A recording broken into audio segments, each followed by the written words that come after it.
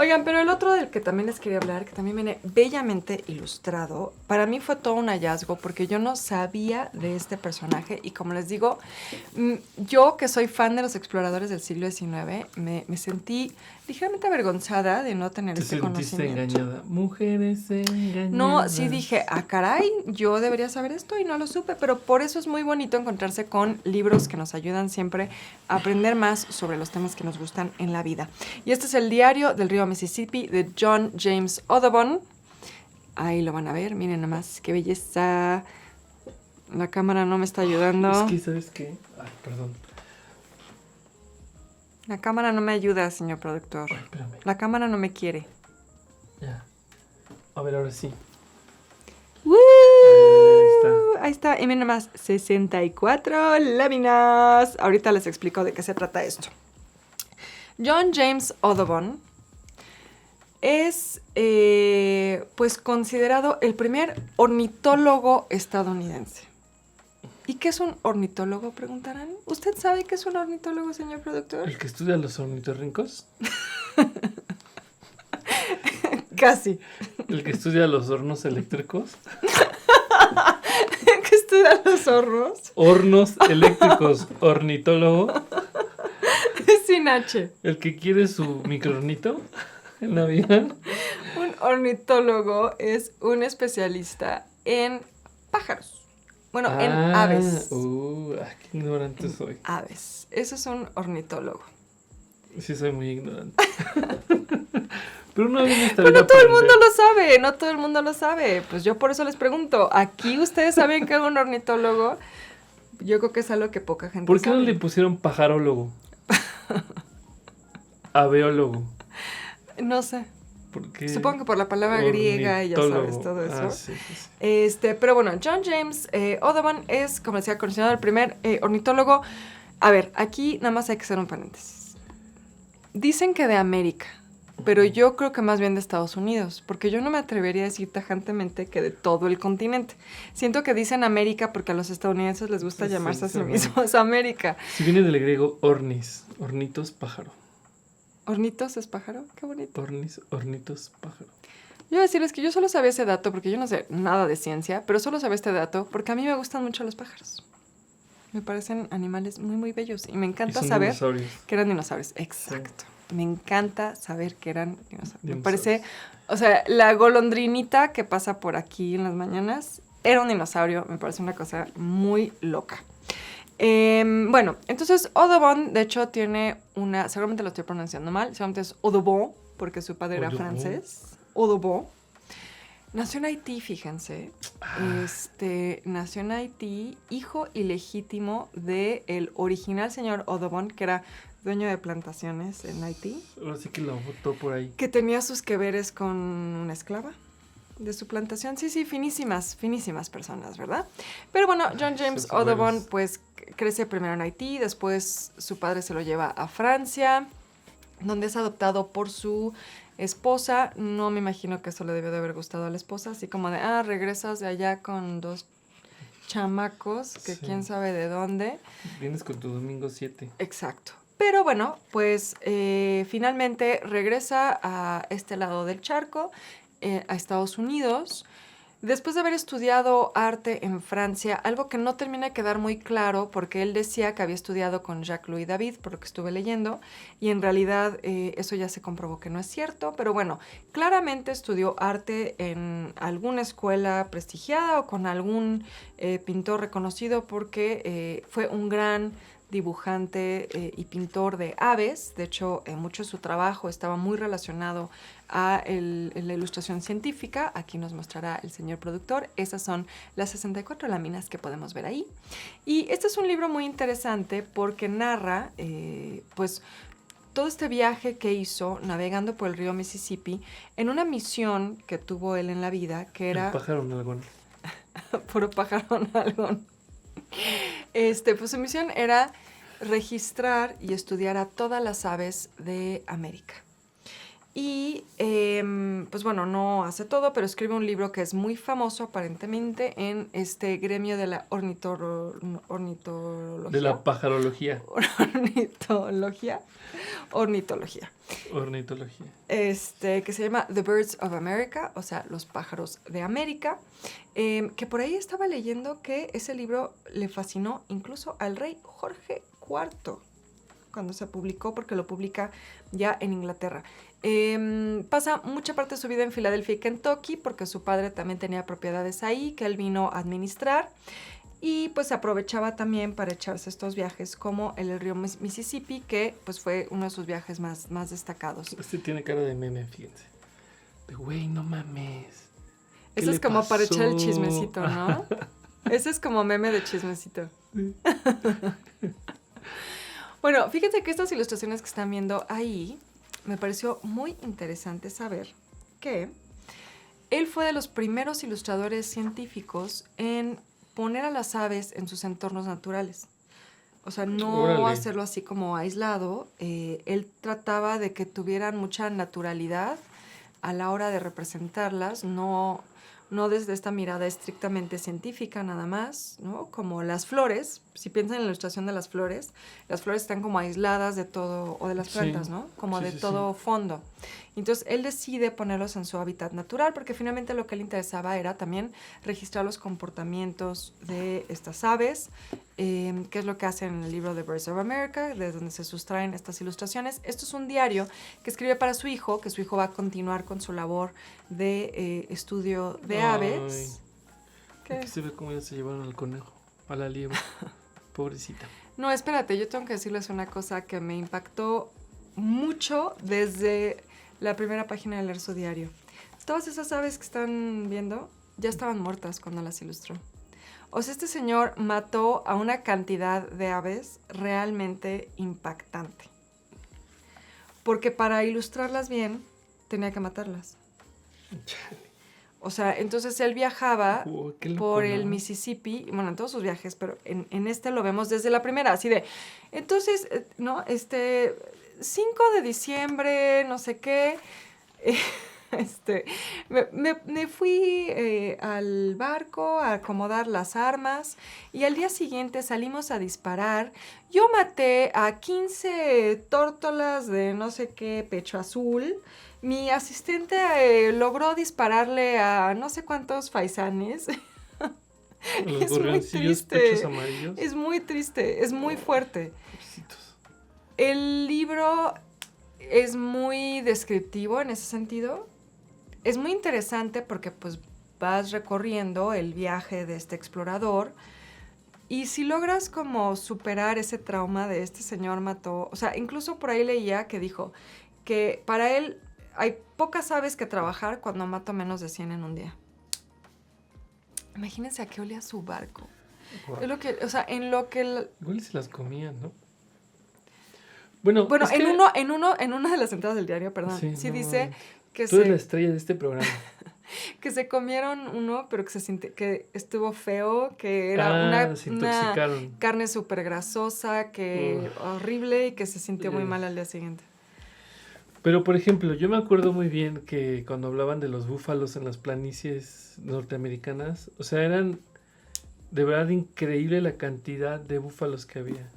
O sea, inimaginables. O sea, miles y miles Sí, corriendo ahí en libertad y como pues, y se sí, los acabaron, los ¿no? humanos acabando con todo.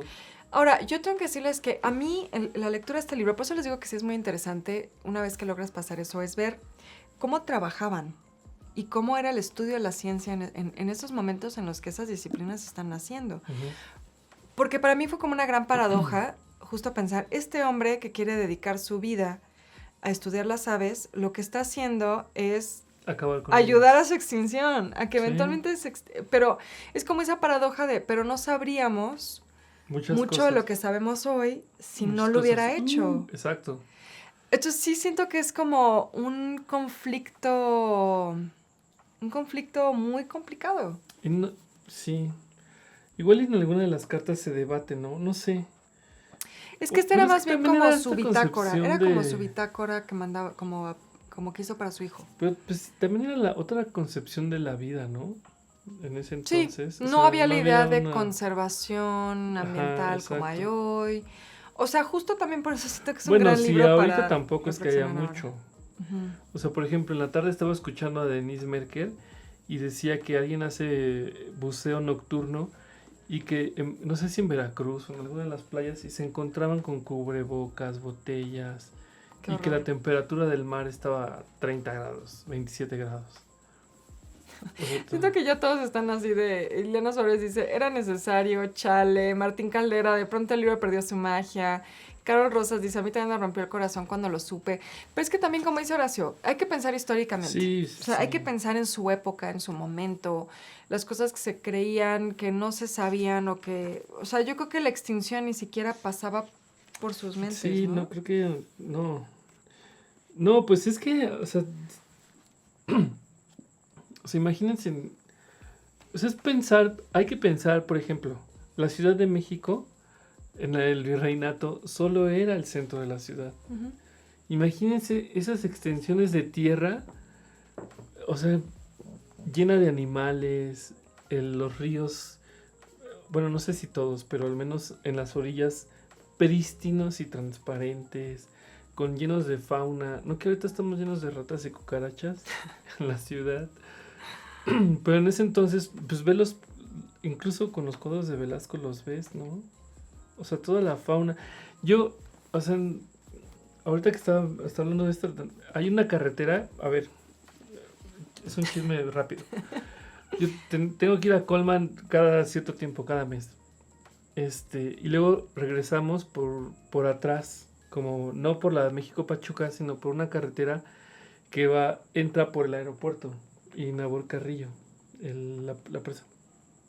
Hay una carretera ahí y se ve todo despoblado, o sea, no hay nada, cosas, casitas así, y hay unos caminos enormes con ahuehuetes y árboles gigantes, o sea, y lo estaba platicando con mi mamá, le decía, o sea, imagínate esa época. Estábamos hablando como en los 50, ¿no? O sea, que la ciudad y que ella se acordaba cómo era la ciudad antes, que había ríos en los que se metían a nadar, o su abuelita que en Ferrería tenía una casa su abuelo y había ahí ahuehuetes, o sea, estaba lleno de ahuehuetes y eso ya no existe. Bueno, todavía están lejos, o sea, aquí en Coyoacán, el río Magdalena, la parte que se ve ahí en Ajá, Francisco Sosa, hay varios vecinos de los viejitos, así que sus familias han vivido aquí toda la vida, que aprendieron a nadar en ese río. O sí, sea, a mí me lo han dicho ya 3 personas sí, sí, distintas sí. y dices, o sea, ahorita pasas por ahí y esto está tan contaminado que no te puedes ni imaginar. No te metes y te derrites como Terminator. Sí, en serio, en serio. Ahora, por aquí me preguntaba Frine Castillo si los disecaba. A mí eso no me terminó de quedar tan claro, Frine. Yo supuse que sí, pero fíjate que después de leerlo me puse a investigar un poquito más del personaje, por eso me enteré todo este chisme que es hijo legítimo. Ya saben que aquí nos gusta echar el fab con los personajes históricos. Lo que sí leí es que desarrolló una técnica muy particular para como darles la apariencia de seguir como vivos en su hábitat natural con alambres. Y que de hecho llegó a dar una clase en Inglaterra Y sobre luego se le su... cae el ojo al pájaro. No, espérate, esto está muy interesante. Ajá. Llegó a dar una clase sobre esto, o sea, estamos hablando muy inicios del siglo XIX, 1826, es cuando se va a Inglaterra.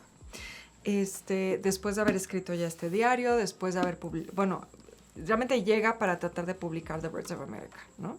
Porque no tiene mucho éxito en Estados Unidos, entonces llega buscando a un editor de allá, al que le parece fascinante porque pues no había mucho material sobre América en Europa, ¿no? Entonces le parece increíble, lo publican y entonces da un curso en el Reino Unido, en Edimburgo, me parece, en la Universidad de Edimburgo, donde explica su método. ¿Y saben quién fue uno de los alumnos que estuvo en esa clase? Charles Darwin. Está Órale. interesante, ¿no? Qué interesante. Me Sí. parece un dato curioso muy interesante.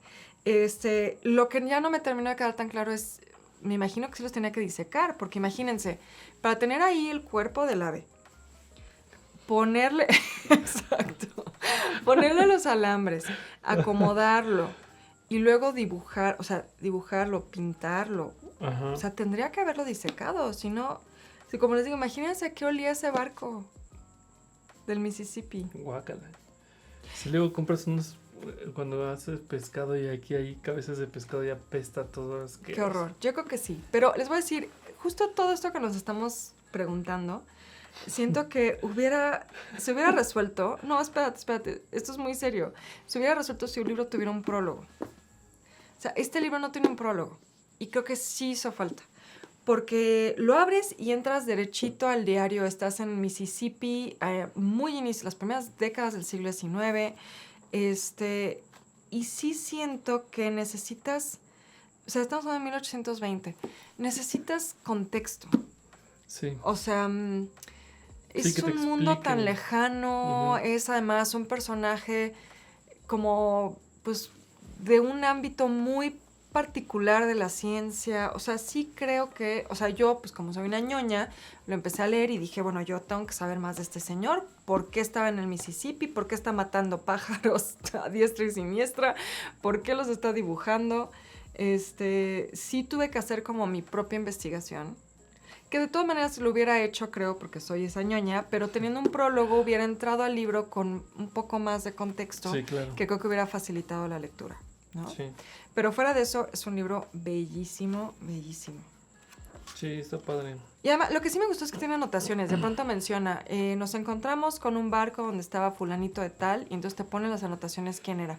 Y era otro explorador, otro científico, un personaje de la sociedad de la época en esa zona de Estados Unidos. O sea, eso estaría en las anotaciones a pie, pero sí me hubiera gustado alguna introducción o prólogo con un poquito más de carnita. Ujú. Pero bueno, es la segunda recomendación para esta semana, el Día Mundial del Medio Ambiente. John James Audubon, Diario del Río Mississippi. Diario del río me hice pipí. Exacto, algo así. Con 64 láminas ilustradas muy bellas. Y pues finalmente, ya que estamos en este mood del siglo XIX, les quería recomendar este libro. Bueno, se los quería como reseñar porque fíjense, es un libro que Nórdica tuvo a bien, muy amablemente, regalarnos para nuestra rifa de libros de miembros. Ay, sí es cierto. Ujú. Ahora que lo veo, Y pues desde que vi la cajita esperemos que no vaya a haber reclamos. con los 20 y tantos libros que nos mandaron, eran 20 libros para los 20,000 miembros, y he de decir que había un par de sobrantes que dije matanga. Dijo, Porque desde que lo vi me llamó mucho la atención. También porque es un libro con ilustraciones muy bellas. Miren nomás. Muy bonito. Y bueno, el tema me llamó la atención, pues desde que vi el nombre y vi el autor, pues también me puse a buscar así de, caray, Ralph Waldo Emerson. Vi que era un libro que tenía una frase de Friedrich Nietzsche. Y dije, ¿cómo? O sea, esto es un autor que... lectura ligera para la noche. No, o sea, como que, ¿quién es este señor del que nunca he oído, pero aparentemente influyó en Henry David Thoreau y en Friedrich Nietzsche? Y dije, o sea, yo tengo que leer esto. Ay, Y me pareció una cosa muy, muy interesante, y lo puse al final porque es el más denso en cuanto a la temática que trata. ujú. Es un libro que aborda de alguna manera nuestra relación con la naturaleza, por eso también se los quise traer hoy, que estamos hablando del Día Mundial del Medio Ambiente, porque sí tiene mucho que ver con la manera en la que nos relacionamos con la naturaleza, pero desde una perspectiva espiritual, realmente. Ralph Waldo Emerson era un filósofo y De Boston. de Boston, y también un poeta, que por cierto aquí hay algunos de sus poemas. Están pues los poemas originales en inglés, y están las traducciones al español, que también se agradece que hagan eso, ¿no? Porque la poesía es muy difícil de traducir, entonces está padre que puedas ver el original. Pero él, además de ser un filósofo y poeta, fue el fundador de un movimiento religioso llamado el trascendentalismo. Y se trata como mucho, y este es como el libro así como con el que desarrolla esa como práctica religiosa o ese movimiento religioso. Él venía de la Iglesia Unitaria, que bueno, es un movimiento cristiano, como reformista, ¿no? Y es un poco complicado de explicar, pero bueno, venía como de una iglesia cristiana un poco ortodoxa, digamos. Y entonces, en este libro Naturaleza comienza a desarrollar lo que se va a convertir en la base del trascendentalismo, que por lo que he estado leyendo, fíjense, está muy interesante. Hay una influencia del budismo también de pronto en su obra, porque él habla de que en la naturaleza está lo divino, y habla de un ser divino del universo, que es Dios, pero no es necesariamente Dios. De hecho, los unitarios, por ejemplo, no creen que Jesús sea Dios. O sea, no creen que pueda haber nada al nivel de Dios, pues. Okay. Entonces, como que desarrolla mucho esta idea de cómo lo divino está en la naturaleza, y lo divino lo podemos encontrar en nuestra relación con la naturaleza y en la manera en la que nosotros también estudiamos la naturaleza, vamos a poder llegar más cerca a entender y conocer la divinidad. Entonces, me parece la verdad un planteamiento muy interesante. De lo que estuve leyendo, estaba también muy inspirado, sí, miren nomás qué bonito, muy inspirado también en el romanticismo alemán, que también traía como toda esta onda, pues que de alguna manera se vinculaba también al tema de la naturaleza y nuestra relación con ella. Es también considerado alguien que desarrolló muchas ideas en torno a la individualidad y la libertad, porque él hablaba mucho de la soledad. Sí, sí. Yo creo que muy hacia el rollo libertario, que está como muy, muy de moda ahorita políticamente. Porque él hablaba de la soledad, que la única manera de lograr... Oye, soledad. Pues un poco de lograr entender la naturaleza y tener el contacto con la naturaleza es estando en soledad total. ¿A ti te gustaría esa práctica religiosa? Sí. Estar en soledad, en silencio, que nadie te hable, Ay, que no haya ruido. Qué envidia, que señor. te puedas dedicar simplemente a contemplar la naturaleza. Por eso les digo que creo que hay mucha inspiración del budismo, porque además en el siglo XIX comienza a haber mucho interés por el mundo oriental, como que esta onda japonesa de la contemplación de la naturaleza, ¿no? Preguntan al autor Ralph Waldo Emerson. Sí, aquí Anemak y Fine Castillo nos hizo... Ahí se los pongo. Está la liga en la descripción de este video, al libro en Amazon también si lo quieren. Entonces, bueno, es muy interesante porque, bueno, no es que se tengan que convencer de seguir su religión. No estamos aquí adoctrinando a nadie, y de hecho ustedes saben, yo lo he dicho siempre, soy profundamente atea, pero una atea muy respetuosa de las ideas religiosas de los demás, y más bien me pareció como muy interesante la manera en la que aborda cómo nos hemos alejado de la naturaleza, hemos dejado de entenderla, y como que hay alguna parte donde habla de cómo todo lo que nosotros disfrutamos viene de la naturaleza, y sin embargo nos alejamos de ella en nuestra vida cotidiana. Entonces, sí, me parece como que hay muchas ideas muy rescatables ahí, si le quitamos todo ese rollo de Dios, no, como muy vigentes para el tema de cuestionar nuestro vínculo con el medio ambiente y lo que le estamos haciendo. Pues es que siempre se construyó como esta dicotomía entre la naturaleza y la cultura, ¿no? Y las prácticas culturales. Incluso también como...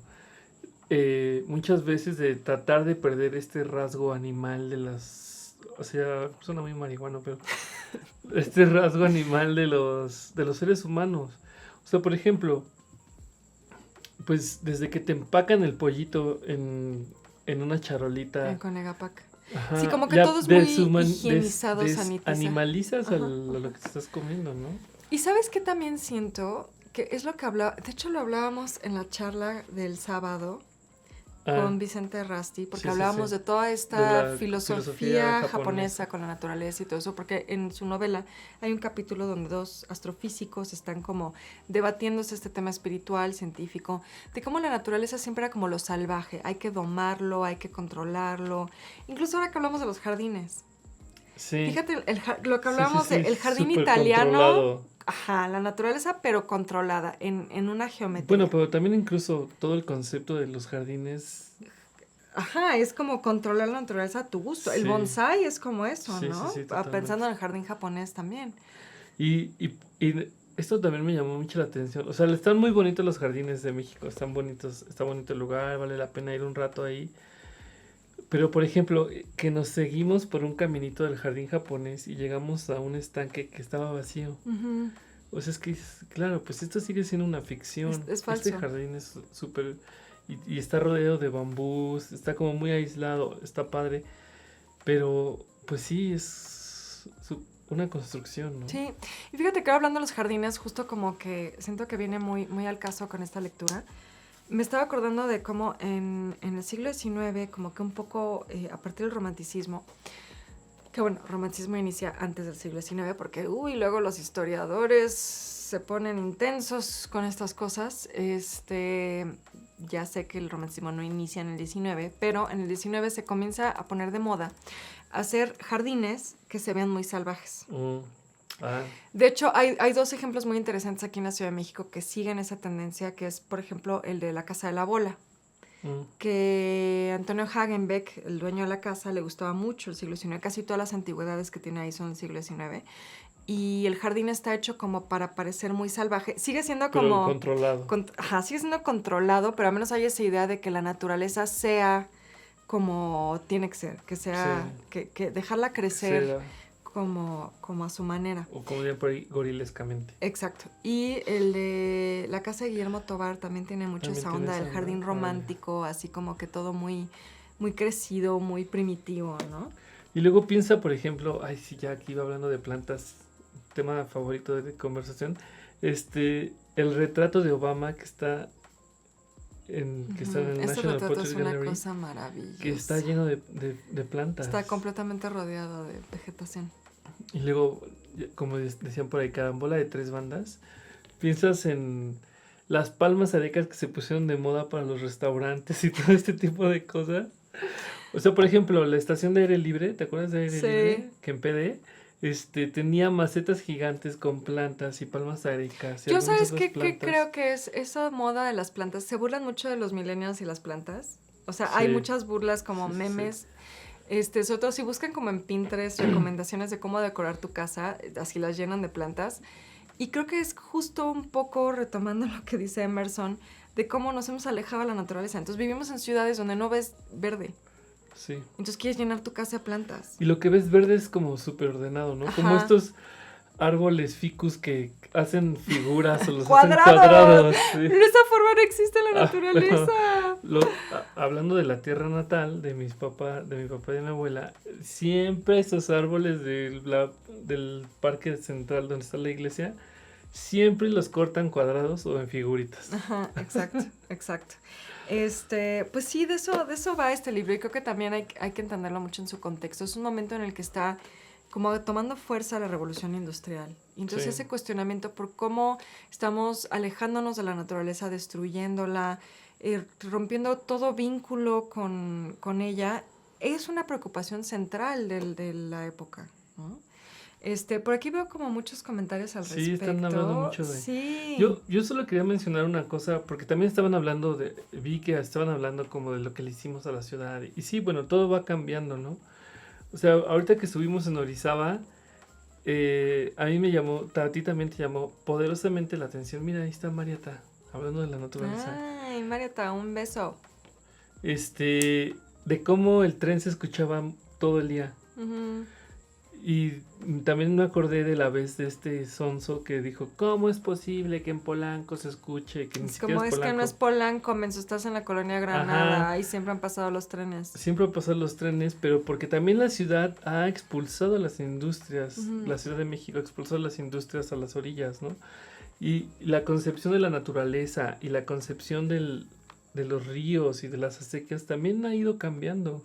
O sea, en el virreinato también estaba bien contaminado. O sea, la concepción de higiene era una nulidad. O sea, no existía. Uh-huh. O sea, hasta el siglo XIX o no sé si del XVIII, cuando empiezan todas estas investigaciones, se empieza a ser más consciente de lo que provoca. Sí, desde finales del XVIII. La mezcla de la basura y del agua. El momento que va a ser fundamental para eso va a ser la epidemia de cólera. Pero primero en Inglaterra. Sí. Que ahí es cuando se dan cuenta que todo va a un pozo contaminado de agua. O sea, por ejemplo, claro, en la ciudad no había agua potable para todos. O sea, había fuentes y tú te ibas a llenar. Ahora sí que con tus cubetas y el aguador y ya te llevabas tus aguas. Ujú. Incluso, por ejemplo, los ricachones o los conventos, una de sus obligaciones para ponerse y tomar como un ramal de agua era poner una fuente para tener acceso a, Sí. para que la gente tuviera acceso al agua, ¿no? Oye, aquí Carol Rosas justo menciona de los escritores relacionados con el trascendentalismo. Walt Whitman, efectivamente, él estuvo muy inspirado también. Thoreau y Louise May Alcott. Es muy cierto, Carol, qué bueno que pones eso. Ella, la escritora de Mujercitas, también era una de las personas que seguía estas ideas del trascendentalismo. Ana de Lara dice, me encanta ir al bosque a caminar sola. Es una experiencia sensorial magnífica. Carolina Gómez, ¿qué pasa? No, y es que luego dice que también se va a caminar con el bosque Sí, es nevado. lo O que, sea, eso ajá, está... es lo que dice, hacer senderismo en un bosque nevado es de las experiencias únicas, ya que la nieve absorbe los ruidos y crea un silencio muy especial. Justo leyendo ese comentario de Ana, me acordé de esta obra de El caminante entre las nubes de Caspar David Sí, Friedrich. también con Orizaba, ¿te acuerdas? No, con Las cumbres de Maltrata. Con las cumbres de Yo le Maltrata. decía a Horacio, es que en Las cumbres de Maltrata entiendes esa obra. Es una de las obras más famosas del romanticismo alemán, de este hombre que está de espaldas viendo una barranca llena de neblina. Y que le cantan, sacaremos ese güey de la barranca. Y luego Karina Gómez dice, eso lo entiendo al 100%, me gusta ir al bosque, disfrutar el desconectarte a la ciudad y encontrarte con la madre, la naturaleza. Les recomiendo visitar Peña de Lobos. No conozco Peña de Lobos, pero suena muy bien. Stefano nos dice que es toda una cultura y tradición al cuidado del bonsai, pero sí no sienten que es como esto de controlar la naturaleza. ¿Pero qué ibas a decir del caminante? No hay camino, ese es el camino al andar. Nada, que el caminante sobre las nubes, me parece que la imagen que nos pintó Ana de Lara Ah, sí. es muy como de esa onda. Dice Daniel Saloma, qué interesante, creo que sí tiene que ver con la visión antropocéntrica de la tradición occidental. Por eso también tal vez el otro científico no le importaba matar a tantos pajaritos. Bueno, son contemporáneos. Que eso Sí. también está bien interesante, ¿no? O sea, uno en aras de la ciencia Ujú. está destruyendo a la naturaleza y otro desde una postura filosófica espiritual está cuestionando pues cómo, o bueno, está planteando que en realidad la experiencia de lo divino solo se puede tener a través de la naturaleza.